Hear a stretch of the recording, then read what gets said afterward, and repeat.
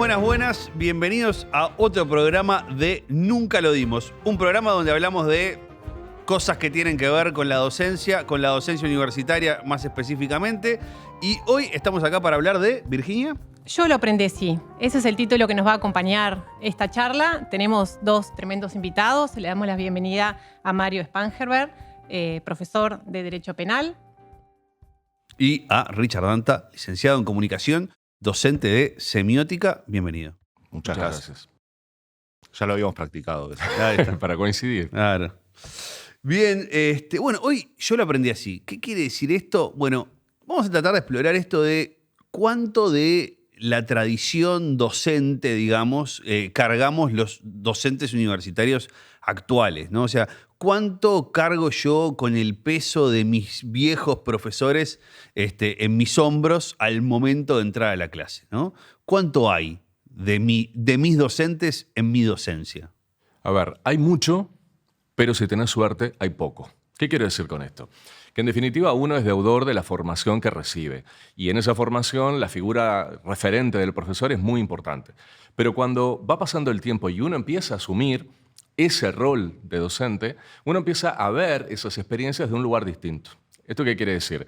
Que uno reafirma algunos de esas propuestas o prácticas y también empieza como, ¿no?, a cuestionar otras. Pero si uno tiene suerte, logra desembarazarse de aquellas que más perjudican los procesos formativos, especialmente porque cuando vos sos docente estás en un momento de tu vida diferente y estás relacionándote con estudiantes que están viviendo en un mundo distinto al que vos vivías cuando vos eras estudiante. Mario, un poco en esa misma línea de lo que nos comentaba Richard, ¿qué cosas ves tú en tu práctica ahora cuando uno entra al aula y sentís cierto reflejo de algunas prácticas o modelos docentes que tuviste a lo largo de tu trayectoria? No sé si uno es el mejor juez para evaluar qué ha copiado o qué ha imitado de otros y qué ha cambiado. Muchas veces nos tendemos a pensar que somos más innovadores de lo que somos y con el correr de los años vemos que se nos transparentan herencias de los profesores que tuvimos en el pasado. Lo segundo, yo diría, es que el mejor modo de honrar a los profesores que tuvimos como referentes es transformar las cosas que ellos hacían, no es trasladarlas exactamente igual, por esto que señalaba Richard, de que ni nosotros somos los mismos, ni los estudiantes viven en un mundo parecido al que vivíamos nosotros en ese momento. Y esto de poner al estudiante en el centro, que parece muy rimbombante, pero que después hay que bajarlo a la cotidiana. Yo me acuerdo de los ejemplos que utilizaban mis profesores para explicitar o aclarar algún punto. E invariablemente en los cursos, por ejemplo, de Derecho Penal, repetían el ejemplo del guía alpino que habían escrito los alemanes hace 150 años, etc. El mismo caso se podía resolver con el salvavidas en la playa de La Paloma, pero bueno, es traducir eso, pero uno tiene que tener el foco puesto en el estudiante. No tenés más remedio que poner al estudiante, hasta por una cuestión de supervivencia, ponerlo en el centro. Después haces un aprendizaje de eso. Y cuando uno a veces piensa en la escucha del estudiante, y uno dice, por ejemplo, en un área como la mía, la semiótica, tenemos que estar trabajando sobre los productos cotidianos, ¿no? Artísticos, mediáticos, las noticias, qué sé yo. Entonces, bueno, uno dice, el estudiante te da material. Sí, es verdad, pero cuando te da material, también estás aprendiendo de ese material. Es también entender el mundo en el que nosotros vivimos hoy, que no es mi mundo, no es el mundo de Mario, es un mundo de una generación diferente a la nuestra. No, ahí quiero quebrar una lanza por ellos, porque estamos como muy acostumbrados a un discurso de ya no vienen como antes, por suerte no vienen como antes, y hay una lógica del sentido de propósito y del desafío. Yo creo que nosotros funcionábamos más en la lógica, el profesor dice que hay que hacer tal cosa, y bueno, a eso le dedicábamos determinadas energías y tiempo, pero cuando uno a estos chicos les transmite que eso tiene un sentido, tiene un propósito, que hay un desafío por delante, son capaces de dedicarle muchísimas más energías que las que le dedicábamos nosotros. Si yo miro mi curso hoy, ¿no? ¿Cómo manejo esta dinámica de lo que heredo, lo que innovo, ¿no? y lo que es la disciplina. ¿Cuánto puedo cambiar yo el derecho penal, la semiótica, ¿no? Y cuánto puedo innovar en eso. O sea, porque tengo un rango acotado, sin salirme y empezar a enseñar otra cosa. A ver, lo que pasa es que yo no sé si nosotros innovamos en la disciplina en sí. Yo creo que innovamos en las metodologías de los procesos educativos. Creo que ahí la innovación no solamente no es un lujo, yo creo que es una necesidad y hay muchísima gente que innova, profesores que no saben que están innovando. ¿E innovan para qué? Para resolver problemas. La mayor cantidad de profesores enfrenta problemas y los resuelve. Y por eso son importantes espacios de intercambio entre los profesores, porque descubrimos hallazgos que hace un compañero que resolvió un problema de una forma diferente a la nuestra. Y capaz que esa forma vale la pena ensayarla en el ámbito propio. Esto no quiere decir que en esas innovaciones más de corte metodológico, didáctico y demás, no puedan surgir conocimientos que terminen volcando y nutriendo la propia disciplina, ¿no? Pero no necesariamente debe ser así. O sea, el ámbito de trabajo, ¿no?, formativo en la universidad es un espacio de generación de conocimiento, pero también es un espacio de construcción de cultura universitaria y cultura en la disciplina, aunque no sea de la disciplina. Y esto siempre ha sido así. Si uno hace un poco de memoria y mira hacia atrás, tendrán distintos años de rol docente, pero si recuerdan sus primeras clases y un poco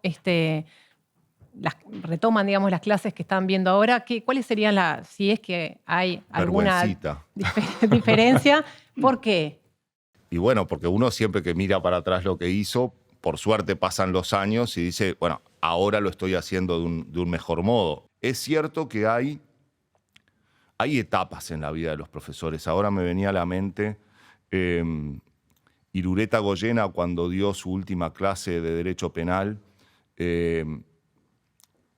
no porque yo haya estado, sino porque lo publicó en un libro de discursos, decía que la vida de un profesor tiene 3 etapas. La primera, el profesor joven va por delante de la disciplina, entonces pretende traer todo lo nuevo, etcétera, y le falta eso de poder pasar por el tamiz de qué es lo que debería permanecer de lo antiguo, etcétera.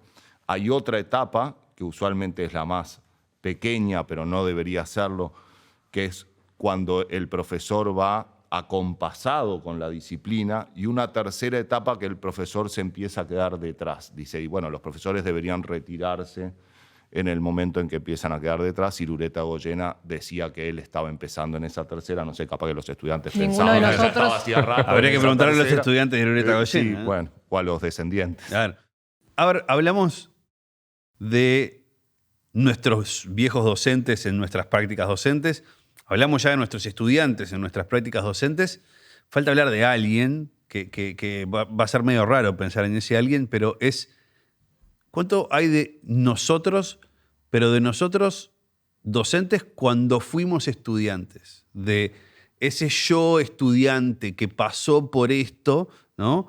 ¿Cuánto influye ese yo del pasado en mis prácticas docentes? ¿Cuánto pienso en él y en cómo aprendió él o cómo aprendió ella en ese momento? Yo creo que es inevitable que uno, cuando piensa en su modo estudiante, se le vienen a la mente 4, 5, capaz que menos, capaz que más, docentes que son los que a uno lo marcaron. Y que quizás no son los docentes tampoco de la disciplina que uno enseña ahora, pero empieza a buscar como comunes denominadores entre ellos, y con el correr del tiempo eso parece como más evidente. Yo creo que recordamos de los dos, ¿no? Los que se destacaron, tanto sea por cuestiones positivas, puede ser también desde su rol docente, o a veces una palabra o algo que va más allá de una disciplina, y los otros que también impactaron en nosotros por algo no tan positivo. Sí, yo te diría que hay una tercera categoría, ¿no? Porque vos tenés acá los que uno recuerda con cariño, los que recuerda con terror, digamos, y están aquellos que uno no recuerda. Y ese es el peor de los destinos. Claro. Entonces, si vos pasás por la vida formativa, ¿no?, de un estudiante y no hay ningún recuerdo, bueno, entonces está como compleja la cuestión. Pero más allá, no digo que sea compleja para el estudiante, es complejo para uno como profesor. Tenemos una ventaja los profesores, que además de esta generosidad que nos acompaña, somos demasiado egocéntricos. Entonces también eso nos da una fortaleza para luchar contra estas cuestiones o estos desánimos circunstanciales. Yo cada vez estoy más convencido que al final del día no es ni la disciplina, ni el rol docente, sino que estamos transformando la vida de personas. Entonces, cuando uno asume eso como casi un dogma de lo que hay detrás, que estamos tocando la vida de personas y tratar de hacerlas un poco mejor como personas, ahí la magia aparece. Perfecto, y ya, porque ahí cerramos con ¿Una esto. frase? Una frase que no podría haber elegido una mejor frase para cerrar el programa. Así que acá estamos. Muchas gracias, Richard. Muchas gracias, Mario. Y Virginia, nos vamos con Manuel. En el Shot de Innovación les agradecemos nuevamente por esta charla y nos vemos en un próximo capítulo de Nunca lo dimos. Gracias.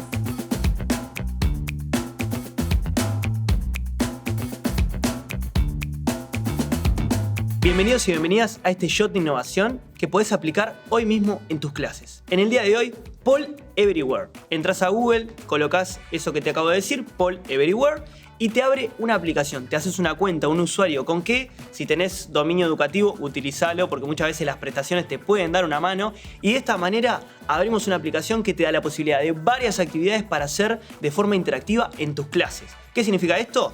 Generas una actividad, te devuelve un link, se lo das a los estudiantes y en vivo instantáneamente las respuestas van apareciendo en tu pantalla. En el día de hoy tenemos distintas opciones en esta aplicación, pero te voy a recomendar Q&A o Q&A o QA, ya no sé ni cómo decirlo en español o en inglés. Lo que sí sé es que te sirve ¿por qué? Porque generas una pregunta, ya sea para trabajar en conocimientos previos, indagar sobre un tema o cerrar una clase, y los estudiantes van a poder responder. Te aparecen en la pantalla las respuestas y además van a poder votar, hacer su decisión democrática, si están de acuerdo con un compañero o no, y así generar intercambios o posibles debates en clase. ¿Qué significa esto?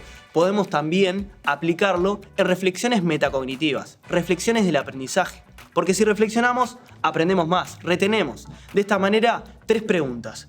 Generamos en la opción Q&A 3 slides que tienen que ver con qué aprendí, cómo lo aprendí y para qué lo aprendí. Para cerrar una clase, para cerrar un tema o, por qué no, un proyecto educativo.